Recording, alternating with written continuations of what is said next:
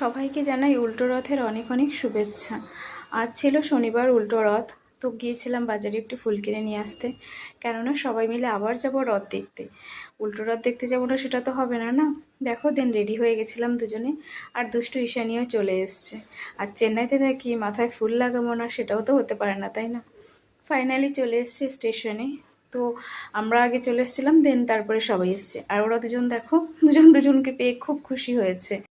দেন তারপরে আমাদের ট্রেন চলে এসেছিলো, আর আশেপাশে যত বাঙালি ছিল সবাই গিয়েছে।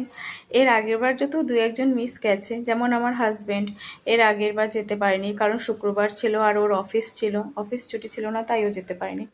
তাই ও এবার গেছে। আর এবার দেখো আর খুব বেশি লোক হয়েছে না, সবাই গেছি। আর ফাইনালি আমরা সেই জায়গাটায় চলে আসলাম যেখানে রথের মেলা হয়।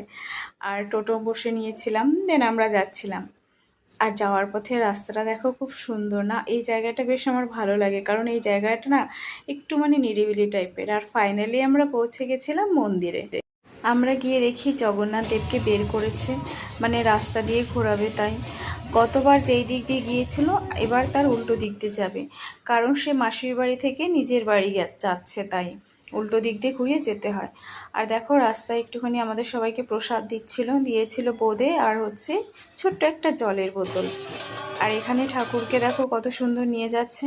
আর এই যে দুষ্টু ঈশানী, সে তার আঙ্কেলকে পেলে আর কি চাই, আঙ্কেলের কাঁধে করে ঘুরছে। আর এখানে সবাই গান হচ্ছিল আর এত সুন্দর নাচ করছিল, বলার মতো কথা না। দেন ও একটু ঈশানীকে দড়ি ধরে টানাচ্ছে, ও তো রীতিমতো ঝুলে আছে। আর এত সুন্দর সুন্দর গান হচ্ছে না, আঙ্কেল ওকে নাচ করাচ্ছে। ও খুব খুশি হয়েছে, আর তার আঙ্কেলও তো ভীষণ খুশি। তারপরে আমরা মন্দিরের কাছাকাছি ঘুরে চলে এসেছিলাম।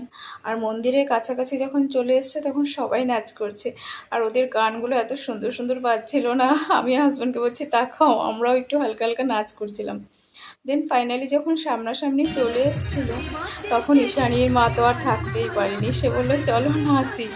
আর আমার হাজব্যান্ড কোথা থেকে যেন লুকিয়ে লুকিয়ে ভিডিও করে নিয়েছে।